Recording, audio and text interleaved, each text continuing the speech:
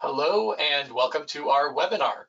Today we are discussing are Shopify websites worthwhile and more broadly are direct websites worthwhile. I'm joined by a host of great speakers and experts. My name's Matthew Boardman. I'm the B2B marketing manager here at Caspian. I'm just going to take us through a few housekeeping items and then I'll pass it over to them to take care of the presentation.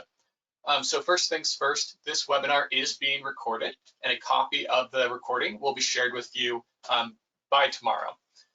If you have any questions during this presentation, we will address those during a live Q&A session at the end of the webinar. So please populate those questions in chat as they come up and we'll just start working our way through them in the last 15 minutes or so. Our agenda for today is looking at a study that Kahoot commissioned about the top 50 Shopify stores and how they compare with Amazon. And then looking at Shopify's growth, the benefits of direct websites, especially since COVID has really changed the e-commerce world and just commerce in general. And then we'll really kind of sum up that question, are Shopify websites worthwhile? With that, I will pass it over to Denise to introduce herself and then the rest of our speakers. I will return to moderate our Q&A session. Enjoy. Hi, I'm Denise Abraham. I've been with Caspian for about 4.5 years now, and my background is supply chain, and by that I'm talking about sourcing and product development for some fairly large brands over the past 30 years. You can see that I've worked for Victoria's Secret, Carter's, Max, etc., and now with Caspian. So the world of e-com is a little bit new to me. That's, like I said, about 4.5 years. We're currently, we've developed our own brands, in-house brands, and we're selling on, mostly on Amazon and Target, and also on Walmart. Thank you. My name is Manish Chaudhry. I'm the founder and CEO of Kahoot. Kahoot is a order fulfillment network, and I've been involved with all aspects of e-commerce and logistics and fulfillment. So looking forward to sharing some great insights with you later on. Thank you. Over to you, Caitlin. Hi, I'm Caitlin Stiver. I'm the Director of Marketing here at Boogieboard. Boogieboard makes reusable writing and creativity tablets, not the body surfing Boogieboard that you may have known. My role is really around overseeing all of marketing as well as all of our D2C and e-commerce initiatives. I've spent most of my career in digital marketing and are really bringing all of that expertise to Boogieboard.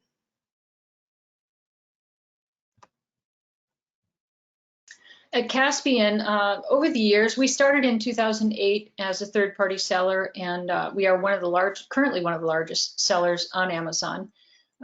We have had relationships with, I think, thousands of partners over the years, and we offer a variety of tools that help our partners sort of self-serve, and also we have a lot of tools that and staff in-house who help us or help our partners to advance sales and marketing on Amazon and other places. Excellent. That's we're going to have a lot of wealth of knowledge here in this panel. So please stick around and put your questions in the Q&A box. So we'll have plenty of time for that. By way of introduction, Kahoot is a peer-to-peer order fulfillment network. I won't go into the details of peer-to-peer. There is there a poll? Yes, there will be 3 polls coming up in chat just about where they where our audience currently sells, Amazon, Shopify, etc. Okay.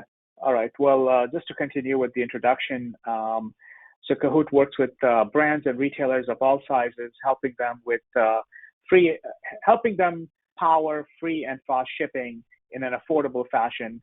We have a network of warehouses throughout the country, and we work with the best fulfillment partners in the country and offer the industry's highest fulfillment standards. So think about Amazon Seller Fulfilled Prime-like service late cutoff for same-day shipping, weekend delivery, and it's the same cost all year round.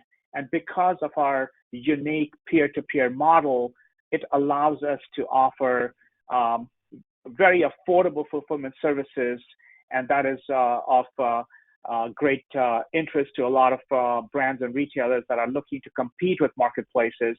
And we have very high fulfillment standards, and because of all this innovation, we were very lucky to win the one of the most innovative companies award from Fast Company last year. So over to you, Caitlin, for Boogieboard. Yeah, so like I said, at Boogieboard, we make reusable writing and creativity products. And our products kind of spanned several different audiences, for adults to kids. We actually launched the first Boogieboard on Amazon back in 2009, right before the iPad, and saw amazing success. And our background is in Amazon, but we've really expanded our growth into brick and mortar stores in the last 10 years. But in the last couple years, really taking a focus on e-commerce, and that doesn't just mean Amazon, but we've launched a direct store, as well as launching on Walmart Marketplace, and are seeing really great significant growth in the last year, especially with COVID and some of these more direct focused tactics to really build our brand as well as our D2C channels.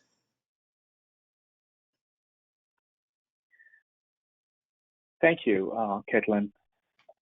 Very excited to share results of a unique study that Kahoot conducted last year, comparing the DTC websites with marketplaces. So our intention with the study was to really understand how does the consumer behavior, or how do these websites stack up against marketplaces. And we studied Shopify. We also studied BigCommerce on the DTC side, and on the marketplace, we studied Amazon and Walmart. So what we did was we took the top 50 brands on Shopify, and you're seeing example of one of them. This is L'Occitane, a very popular French beauty brand that I'm sure you've seen the stores. A very well-respected brand, great product. And our intention was to study how are they performing on their own website, and how are their products doing on marketplaces like Amazon and Walmart. And it was very important for us to study apples to apples, meaning we needed to compare the same identical product across all these different channels.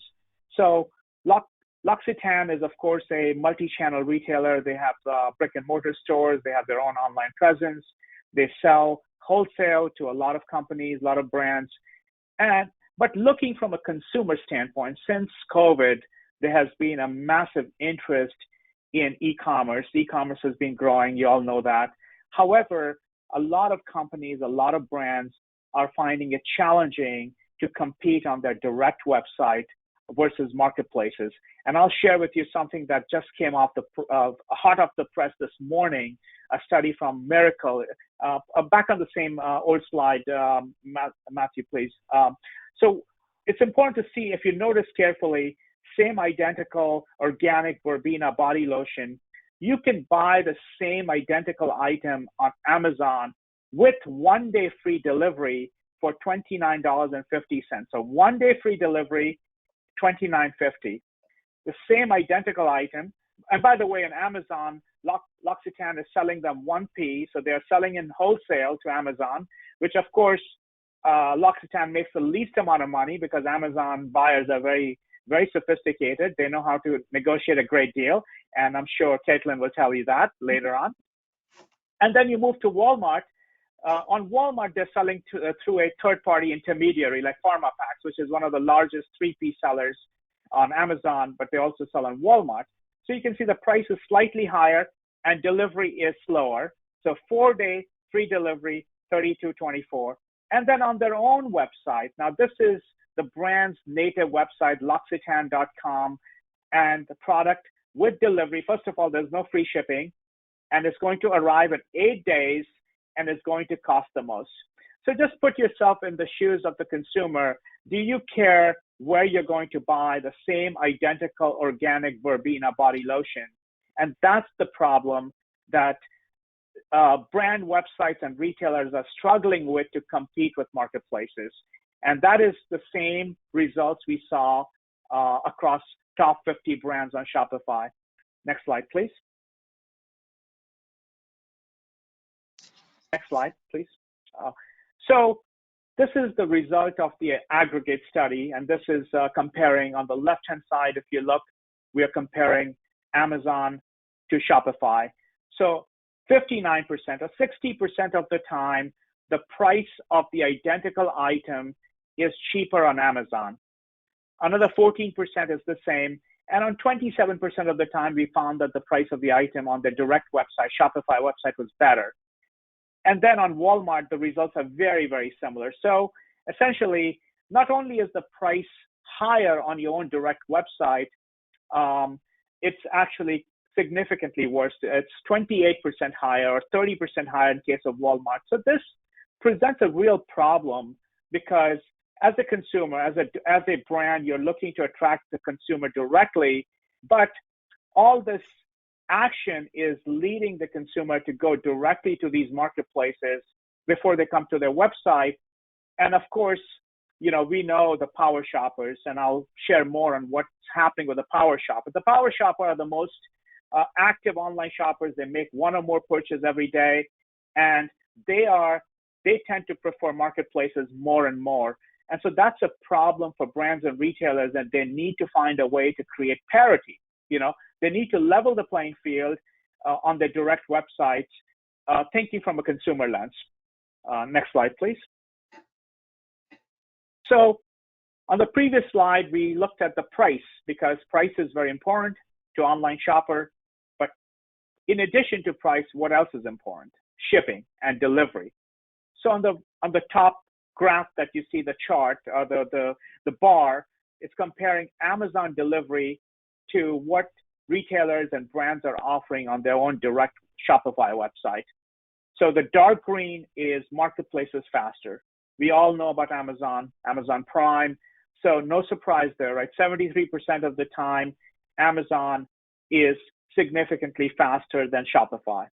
10% is about the same. So that leaves a very small percentage where online Amazon is slower. And Walmart results are a bit similar. Walmart is not as aggressive with shipping and delivery just yet, but they're making inroads. So this is, if the price were higher and shipping were slower on your own direct website, how can you expect consumers to shop there? Because most consumers are doing price comparison. They're going to see an Amazon listing pop up on Google. They hop over to Google. And what's even more dangerous is once they hop over to Google, now they have searched for your brand, your product, and they want to buy your product. But as we know, Amazon is a marketplace, which means these consumers are going to be bombarded with offers from your competitors. They are bidding on your keywords. They are going to, so it's very easy to lose that shopper, that loyal shopper that you did so hard to build the brand. So it's something for you all to be aware of, the brand owners, the retailers, that shipping and price, both of them matter a lot to the online shopper. Next slide, please. So not only is it shopper, what would it take if those top 50 Shopify stores were to match the Amazon Walmart shipping, the same faster shipping? It would cost them, and this is directly from the data that came out of the study, meaning if I wanted to pick, most of these brands and retailers do offer expedited shipping, so which would equal to the free delivery that I'm going to get on Amazon or Walmart. It would cost me $27 on average. Of course, it's an average, but as we know, consumers are not going to pay. It's very, very hard. If I'm used to getting 1 day, 2 day free shipping from Amazon, it's going to be really difficult to get the consumer to cough up $27 extra or add 36% to the final selling price. So that's a problem. And what's happening further, the study that came out this morning from Miracle is a marketplace provider. They provide software for brands to create their own marketplaces. And they they surveyed 9,000 consumers that just got released this morning, and according to their study, 70% of the shoppers prefer online marketplaces compared to direct websites. So the trend is moving more. And what's even more disturbing is the power shoppers. These are the people that you want. These are the people that shop once a week. You know, they are heavy online shoppers. They contribute the highest amount of GMV, and they tend to prefer marketplaces, and for reasons related to price parity and shipping. So shipping is a big thing. If you have a Shopify store or a BigCommerce store, you need to take a serious look of how your products compare. And mind you that on some marketplaces, it may be a third-party seller. So I know we're going to dissect Boogieboard as well later on. And there are third-party sellers that are selling on those marketplaces on your behalf.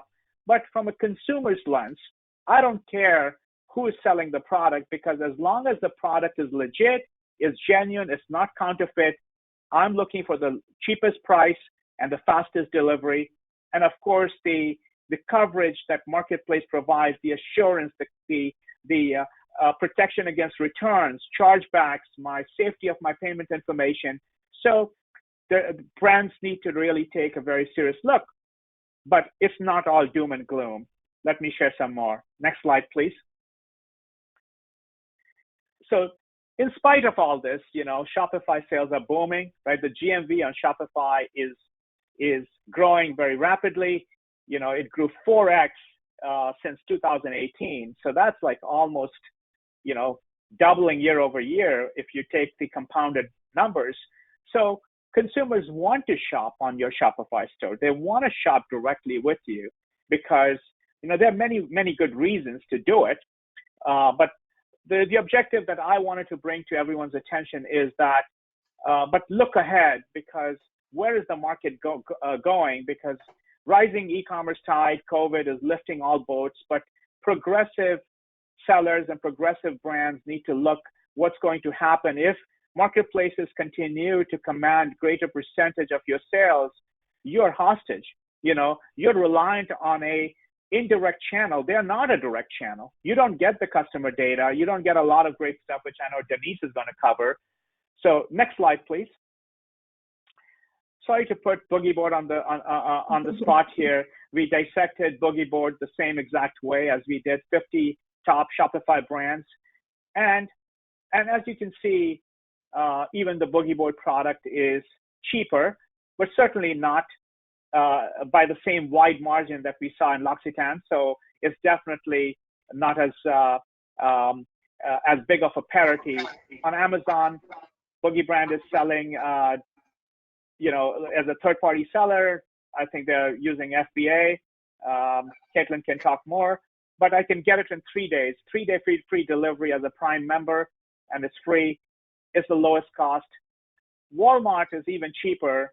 It appears to me it's a third-party seller. It's a reseller that's selling on Walmart for Boogieboard, but it's cheap.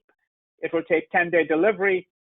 On their own website, Shopify store, the price is the highest, and we could not decipher how long it's going to take, but suffice to say that it'll take, they will ship the product 2 to 3 days after the order is received. And by using USPS and SmartPost, it'll be comparable to the Walmart delivery experience. So it presents a challenge from a consumer's lens that if I were to compare prices, and once I buy the Boogieboard product on Amazon, I'm likely to return to Amazon for future purchases. So this is something that is important, and I think there's some echo. But a platform like Kahoot can help level the playing field. I'm sure we can cover a little bit more. So this is not that it cannot be fixed. You cannot take control back. You cannot achieve the same experience as Amazon and Walmart. You absolutely can. And I would encourage all the brand owners to think about it very strategically. I'm going to turn this over back to Caitlin now, after having dissected our website. So thank you, Caitlin. Yeah, no problem. So just to cover a little bit about, you know, our overall e-commerce strategy, I think, you know, the main thing is that the way we look at it is, one, we look at e-commerce as a whole. So, we look at marketplaces and our D2C store, and over the last, couple of years, we've seen amazing growth. And I think that mostly is because, one, we've really tried to focus on bringing everything as much in-house as possible. So we are limiting our third-party resellers.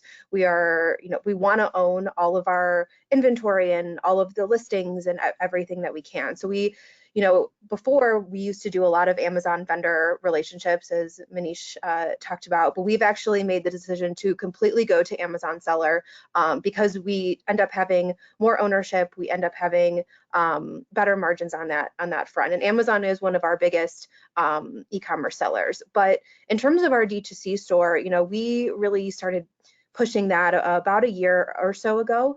And one, it has, kind of several different strategies that we're looking at. One is making sure that we have all of our MSRP prices listed on our store, just to help keep kind of our MAP policy and everything consistent. So pricing consistency is one of the things that we've had to tackle the last, few years as we're trying to kind of get out of the third-party reseller business and make sure that, we're keeping everything kind of priced competitively across the different marketplaces. But our store is definitely going to be the highest price because that's where everyone goes to kind of see, all right, what is this product worth? So that doesn't mean that, we don't do sales or anything like that. We definitely do. The other thing that we really look at our direct-to-consumer store for is helping to launch products. So, we launch probably 2 or 3 new products, brand new products every single year. And on Amazon, it takes a solid 6 to 8 months to really get a product listing going and start seeing the volume. But with the right, marketing tactics on our D2C store, we can see results in the first 2 to 3 weeks. So we really are able to get a good pulse on what consumers want. Are they excited about this product? Even though we've launched the product on all channels, we end up seeing the biggest results in the first couple of weeks from our direct store. And we have wanted to make sure that our shipping is as consistent as possible. So we do offer free shipping. We have paid expedited shipping.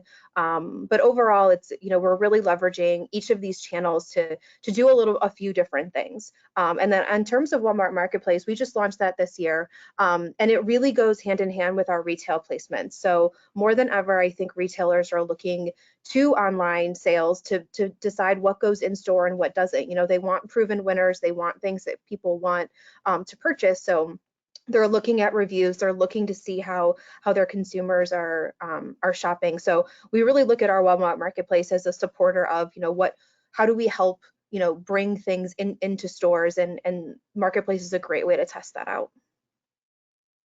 On the Jump Off Joe side, nicknamed JOJ, we're pretty new to direct to consumer, and we took a completely different approach. So we have decided that the reason for the website is exposure to consumers, to be able to collect their information, to market directly to them. So those are things that both Manish and Caitlin have alluded to as well. Also, so it's not just the exposure for the brand, it's also the credibility of the brand. So the quality, the fact that there is a live, US-based website, consumers will have, I would think, more confidence in the quality of the product. They know to whom they can go if they've got a problem, and that we stand behind the quality. And the reason I make that point is because there are a lot of China-based factory direct sellers on Amazon, and I think savvy consumers have begun to realize that that's the case, and that they're not always getting the quality that they expect. So we thought it was important to have the website. In addition to that, we do a lot of marketing on social media. And so recently, in the last few months or so, Facebook has required that you have your own website in order to have a Facebook catalog. So then we can have the shoppable links, etc. So we're trying to make it as seamless for the consumer as possible. Yeah, I think those are the points that I wanted to make there.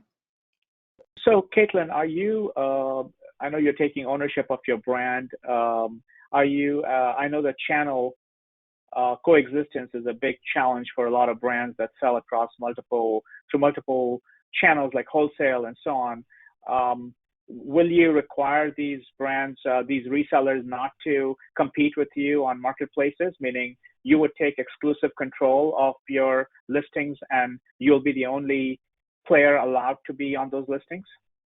So I don't think we're going to take that harsh of a tone. We do allow, certain third-party resellers to sell to their consumers via some of these marketplaces. I think the biggest thing is we want to make sure that our prices stay competitive. So we do have a very strict MAP policy. We have a very strict MSRP policy, and we do quite a bit of due diligence to make sure that everyone's staying priced competitively. So no one's really trying to undercut us or anything like that. So it's not that we are, getting rid of all third-party resellers, but we're just being a little bit more choosy about who we look to partner with us. Sure. And you're using this very creatively, your website, for getting early reaction to your new products that you're launching. And either one of you, Denise, Caitlin, if you want to talk about, a lot of times people think that the best way to launch a product is to go straight to Amazon, but looks like you're doing something clever, something different. I'm sure our audience would love to know.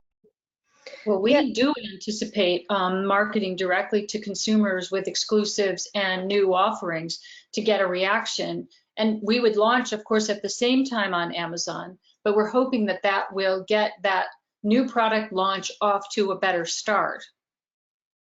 Yeah, and the way we kind of look at it is putting everything on every channel that we can, but our direct-to-consumer website allows us to email directly to our consumers. We do a lot of social media, we do a lot of Google ads, but at the same time, we also have certain products that don't go on Amazon because of retail exclusivity. So our direct-to-consumer website allows us to be able to sell those products to our brand loyalists and our consumers, even though they can't get it on Amazon. So our whole catalog is actually not on Amazon.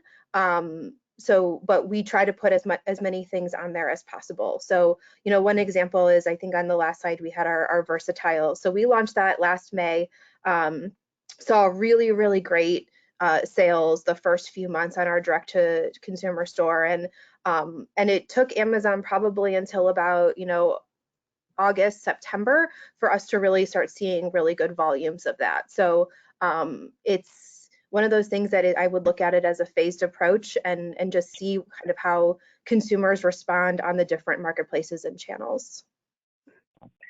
Are you able to leverage the reviews that you get on Amazon back to your website? Because I know that Amazon shoppers love to write reviews, and I don't know how you think about that. And I don't mean to hog up the, if we need to move on to the next slide, Matthew, we can.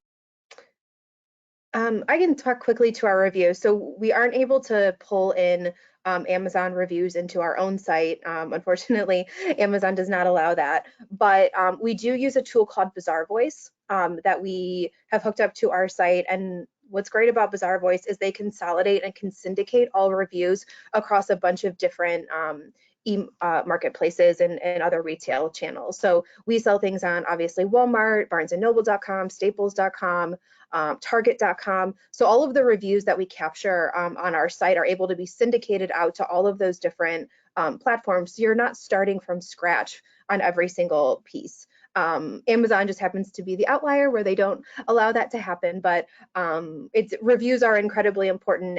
And the other great thing Bazaar Voice does is allow you to do sampling programs. So you can send product to them, they'll get it into the people's hands, and you'll kind of jumpstart your review process as well. Thank you. Perhaps we can go to the next slide, Matthew. I think there's some other great benefits of using direct-to-consumer website. Denise, if you want to cover consumer data or anything you want to talk about here. Well, at this stage, we are collecting the consumer's email address and hope to market directly to them. Our site only launched a couple of months ago, soft launch, and then the hard launch, or the big one, where we're shouting it out to all the consumers, was in January. So we still have a lot to learn, I would say. And as I said, we're pushing our consumers to the Target or Amazon listings. So yeah, I have a lot to learn about, pulling in the customer data and how we can reuse that or target campaigns specifically. So maybe Caitlin should take over from there. Yeah, so we obviously have, our Facebook and Instagram pixels. We have, Google retargeting, but we also have our own email list. So when someone gives us their email, we're able to leverage that and pull that into our different advertising platforms. Using Shopify, we're also able to see where customers are purchasing from. So we're able to get a better sense of, which cities, which states are more engaged with our products, and able to then use that kind of data to say, all right, we really should increase our spend in this kind of local market. We're looking at doing some TV campaigns in the next year. And so all of this data really helps us to make much more informed decisions in terms of, who our customers are, what are they purchasing, and where are they, so we can just continue to better target them. We've been really focused on this since the end of 2020, so we really have about a year's worth of data, and we've learned so much, and I know that we're only scratching the surface. So it doesn't take long once you get started to start seeing that data and start using it. So it's incredibly worth it. And even if though our direct-to-consumer store isn't in terms of sales as big as our Amazon sales, we get a lot more value in terms of consumer data and just understanding our customers a lot better from all of that work that we're doing on the D2C side. Excellent. I know there are more benefits that you're doing with early testing, right, Caitlin? Yeah, so the other thing is it's very interesting to kind of see which products do well on which channels. We actually have probably, I want to say 20 or 30 different products for kids and adults.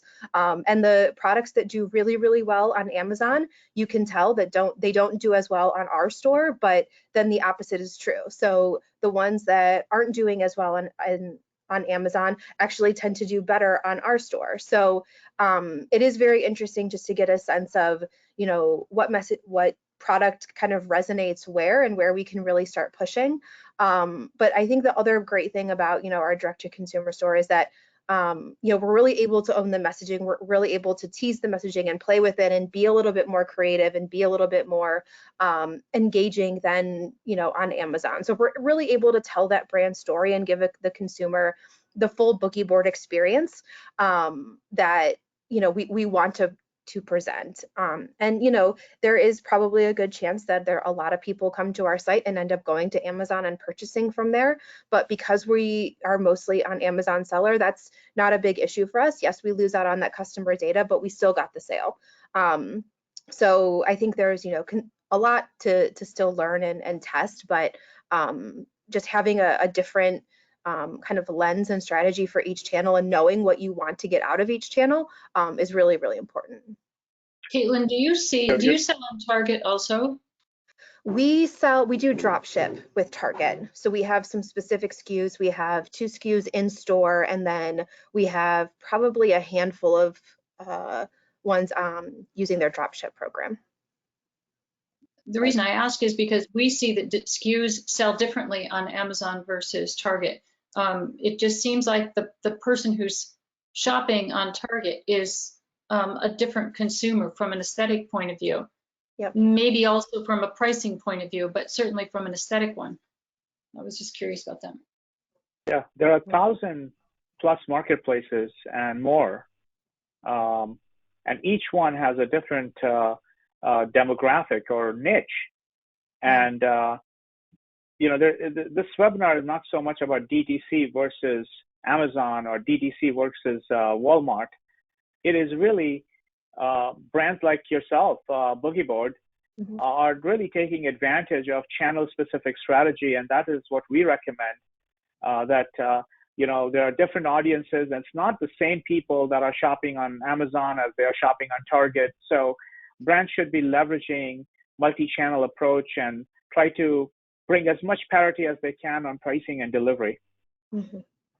Absolutely. We were actually entertaining the idea of doing product specific to marketplaces. So some that would be specific on on our website only, for example, well, no, it can't be on our website only, at least at this moment, because we're pushing the consumer to Target and Amazon, but we anticipate switching that over and fulfilling direct to consumer down the line. But in either way, we have noticed such a difference between the Target consumer and the Amazon consumer, and are anticipating potentially making product that's specific for each market. Yeah, I think, one thing we see with Amazon is our lower priced products tend to do much, much better on Amazon, whereas our higher priced products definitely do better on our store. And so I think that is absolutely true. Like it really depends on the consumer and the consumer experience. And some people are okay with paying premium because they know they're going to be getting the quality. But on Amazon, they're probably more in that price shopping mode. So the lower price items tend to do better. So I think it is very important to have a multi-channel approach and really be where you believe your consumers are shopping at that moment. Yeah, I think you said it very well, because Amazon, if you have the Amazon app on your phone, you're always logged in. It literally takes 10 seconds to check out. And as a shopper, as a consumer, that you can return the item, no questions asked. So it's a very transactional environment, whereas when people are coming to your website for high purchase, high consideration item, longer sales cycle, so that's quite consistent with what we see in our data as well. Next slide, please.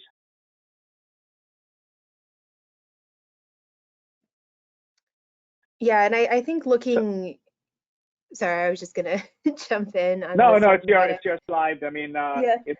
You're the seller, and it's really about how do you think about consistency? I mean, brand pricing in Amazon and all these marketplaces, you have to play within a sandbox, right? You can't do whatever you want.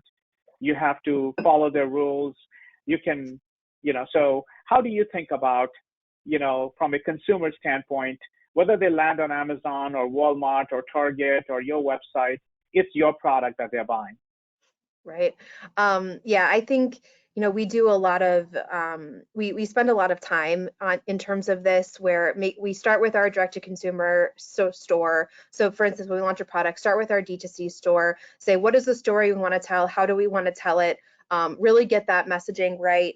And then push that out into what does it look like on Amazon? What does it look like on Walmart? What does it look like in other places? So that way we know that all of that content is coming from the same kind of source of truth. I think this is also a really good to say, if you want to maintain consistency, as much as you can be selling things yourself and not leveraging as much on the third-party resellers, because once it gets out of your hands, then you can't really maintain that consistency. You can help, manage it, but that's why we really want to try to own as much of the consumer experience as possible across all these channels.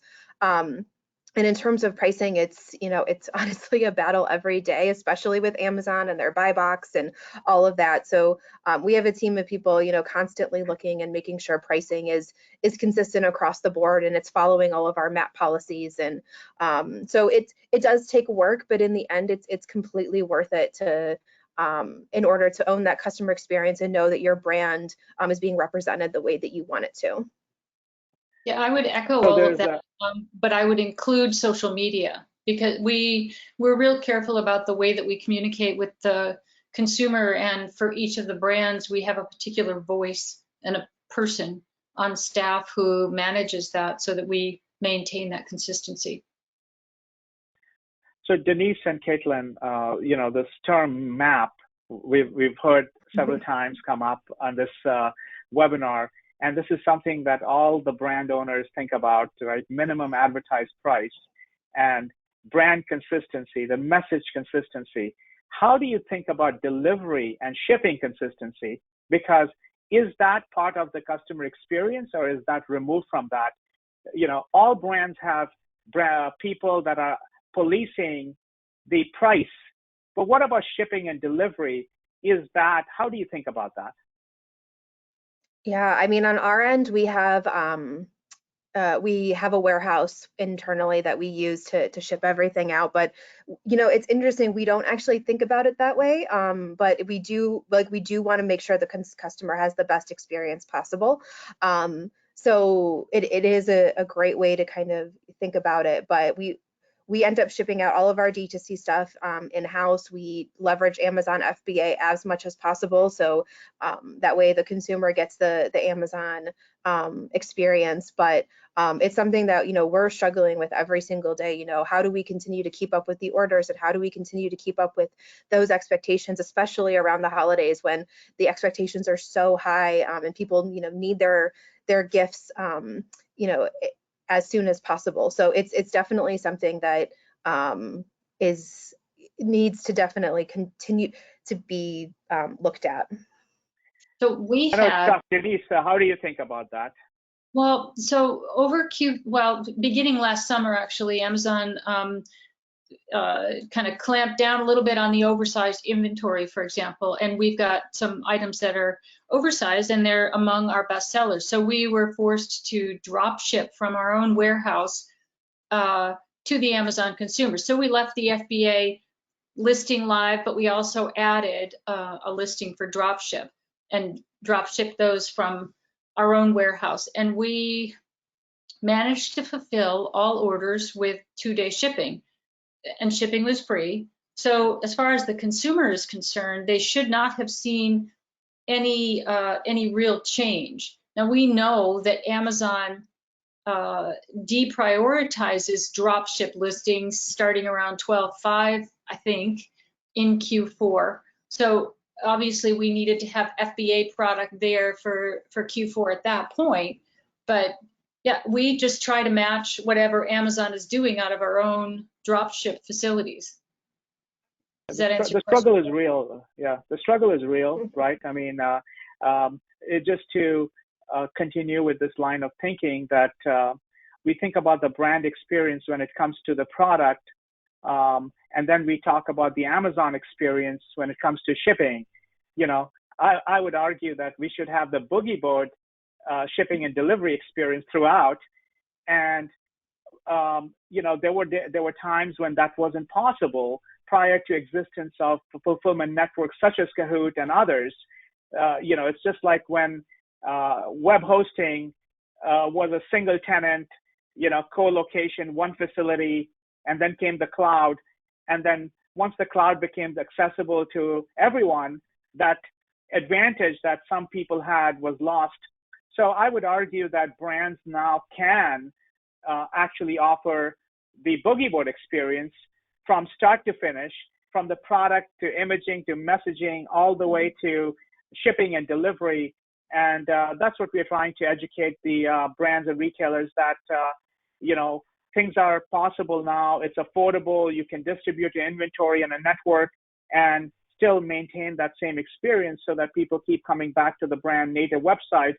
Because when you sell direct to the customer, it's also the most profitable sale, in addition to, all the data that you have. Yeah, I was just going to say that our dropship products shipped at higher net margin, of course, because we didn't have the Amazon fees. You know what I mean? So the Amazon fee, the 15% commission plus we cost, the advertising cost of sales. What Amazon has done is now to really succeed on marketplaces, you have to pay advertising dollars and deploy. Right. And that is further raising your costs. So brands ought to think about reallocating or thinking about their total cost on channel, and then trying to think about how they can allocate some of that to shipping and delivery on their own DTC website so that they can level the playing field. Great. I think we're coming towards the end, right? We have time for Q&A. Matthew, is it back to you? It is indeed. Thank you, guys. And we do have a long list of questions that have built up here. First, thank you to all of our speakers for giving your time today. As we go through these lists of questions, if you have questions for any of our audience, please go ahead and post those. We will start working our way through them. And then I also want to call out what you'll see on your screen here Coupon codes, we have some O's and zeros, so I just want to specify for anyone who's curious, that's 15JOJ, as in jump off Joe, then it's a 01 for January. Same thing, D2C growth, 2022, so growth would be the O, and 2022 is our 0. Let's jump into our questions. This first one I think is going to be best suited for Caitlin here. It's, can you detail a little bit more about how Target drop shipping works? I never heard of that before. Yeah, so we work specifically with our target buyer to put specific listings on their website. So basically, they say we want this listing, we want this much inventory, but we actually keep all of the inventory at our facility versus sending it to their distribution centers, and then we ship out any orders that come in versus Target having to ship them out. So we don't use the Target marketplace at this point because I think that's pretty exclusive, but we do have a Target buyer that we work with to fulfill things on Target.com. And just so you know, Matthew, Jump Off Joe also drop ships some product and fulfills from a third-party warehouse for others. So the drop ship product for Target is shipped from our own warehouse. Excellent. We have another one here that I think might be best suited for Manish. It's talking about the size of Amazon's FBA network and how that's a big advantage for Amazon sellers, but what resources do folks have when they're selling through their direct website to kind of close that gap and get to those high shipping speeds, economies of scale? What are the other alternatives out there besides FBA? Right, so there's a growing number of fulfillment networks. These are large scale, basically a aggregation of warehouses that you can distribute your inventory to. Kahoot is one of them. So it takes about 4 to 5 warehouses to reach 98% of the US population through 2-day shipping. And if you want to reach the entire continental US in 1 day, you would need approximately 9 to 10 locations. So Amazon, of course, has a network of 100 plus warehouses now, but you don't need 100 warehouses. You can achieve, 2-day shipping by placing inventory in 4 to 5 locations strategically. It's, you can't put all 5 in California, or, you have to pick those locations very strategically. And one of those could be yours. So with Kahoot software and technology, if you had 2 locations and you wanted to add 2 more, it's very easy. And our technology can easily manage that. We want to coexist. The ultimate goal is to help the consumers have the same boogie board experience, the same brand experience from start to finish. Excellent, thank you. Another question here, back to Boogieboard actually. How difficult was the transition from 1P seller to 3P seller on Amazon? So I think it was because we were only selling certain things to Amazon vendor.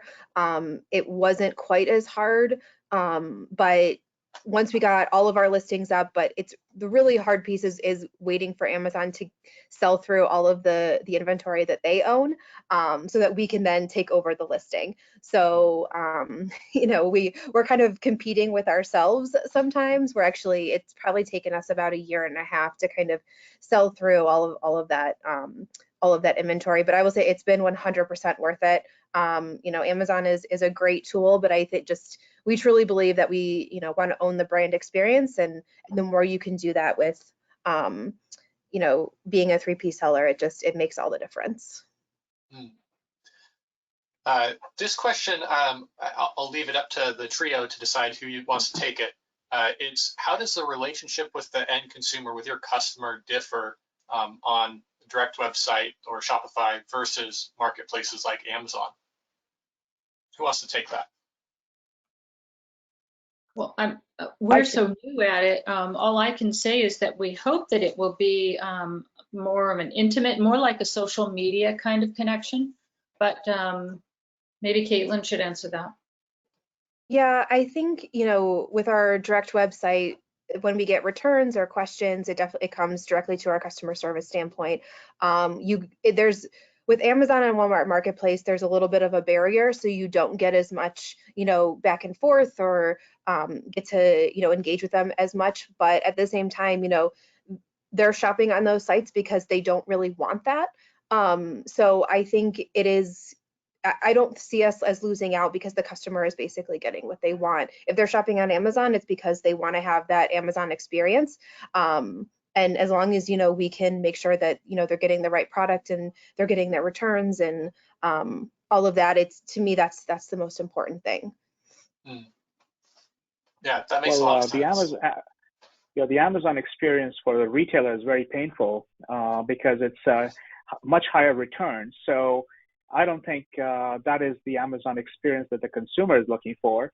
That's just because Amazon cannot facilitate the brand to manage that return and the exchange whenever there's a problem. So if you have a high value item, you can return that on Amazon and they won't even ask you a question. Half the time, so we have clients that are selling sophisticated coffee machines. And if you don't know how to work a part, it's not that the coffee machine is broken.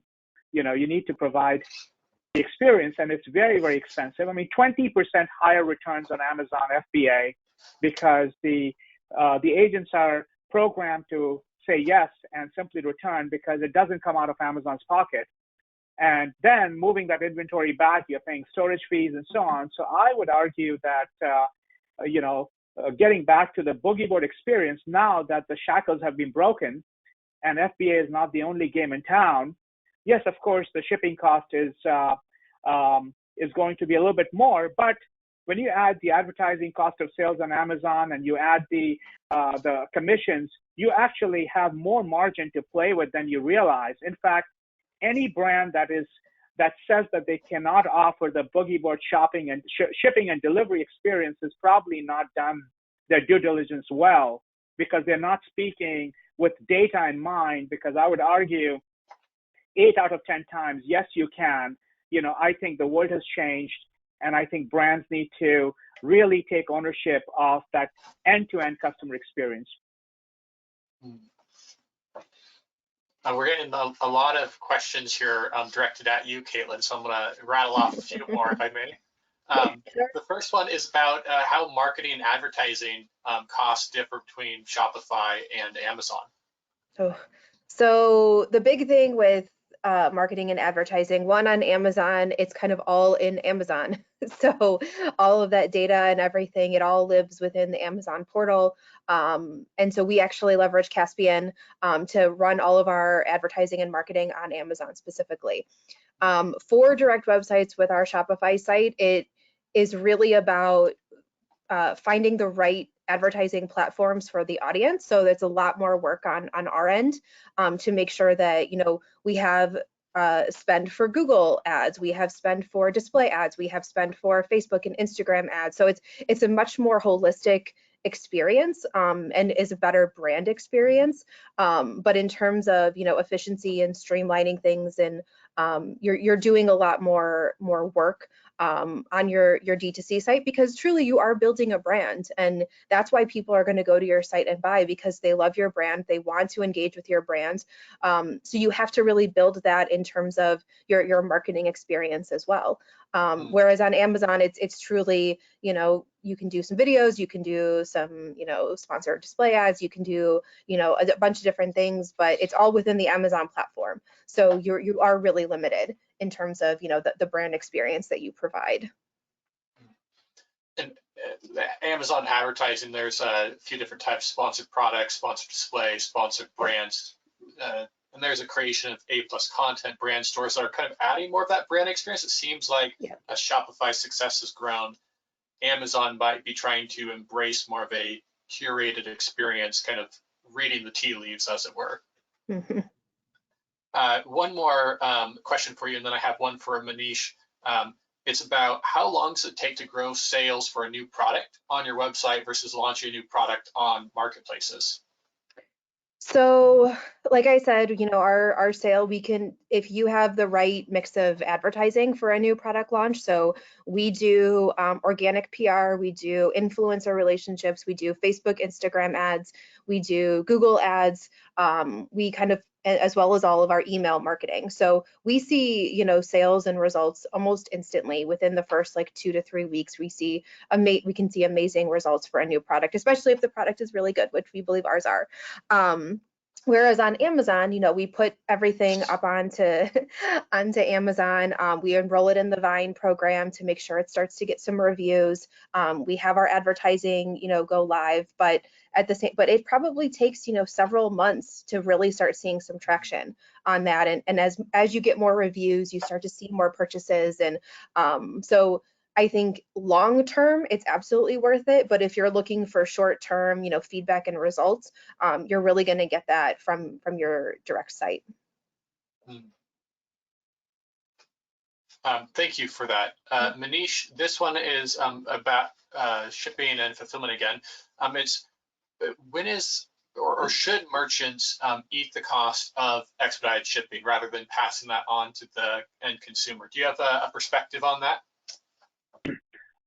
Absolutely. I mean, I think when people are thinking about eating the cost, they are fundamentally thinking strictly from a single warehouse fulfillment strategy.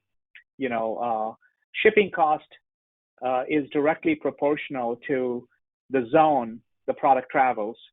The longer distances product travel, the higher the cost and longer the transit time. So when I had spoken earlier that you need about 4 warehouses to achieve 2-day shipping, that's 2-day ground shipping, and ground shipping with zone 4 or less, which is basically your products are traveling no more than 400 or 500 miles. They can be delivered by ground, economical ground shipping in 1 or 2 days if you distribute your inventory. And so that's the new world that we live in, that retailers, just like we started with back in the day, 10, 15 years ago, there was only one channel and people would shop on supermarkets, and that's the only place you could find a product like Boogieboard, whether go to Target and one of those. And now there's Instagram, there's Facebook, there's Google, there's Amazon and 1,000 other marketplaces. So I think a better way to think about this is moving from single fulfillment node to multiple fulfillment node, and that would make expedited shipping affordable because you'll still be shipping via ground. And look at the total cost. Even if you were not doing this, you have the cost of advertising on Amazon, then the commission on Amazon. So if you take up all that fee and look at what experience you want the consumer to have, because I'm guessing products like Boogieboard have a high level of referenceability and virality, that if I see someone else's kid have that playing with that product, that's the way the word would travel. So I think that it is absolutely critical, not just to police the map. I would say it should be the entire customer experience. Delivery and shipping ought to be included in the policing and management of the pricing across channels. It should be the complete end-to-end experience. Yeah, and to tag on to that, like how we kind of look at it is, what is the cost benefit? Is it better to have that better experience and eat away some of our margin, or is it not? And I think that's something that everyone kind of has to look at, from their own personal standpoint. We have, very different margins that I'm sure Denise has. So if it works within your margin structure, then I would say do it. But you also don't want to do something that's going to cost you to not make money at the end of the day. Excellent. Well, we are at time here. I want to respect everyone's time, our speakers and our audience. Thank you, everyone, for joining us for this webinar. I hope that you found a lot of value in it. If you have questions or follow-ups, you can certainly reach out to Caspian, to Kahoot. I don't know if I'll volunteer Boogieboard. But yeah, I hope that you had a lot of value out of this. Thank you, everyone, for your time. Have a great day. Thank you. Thank you.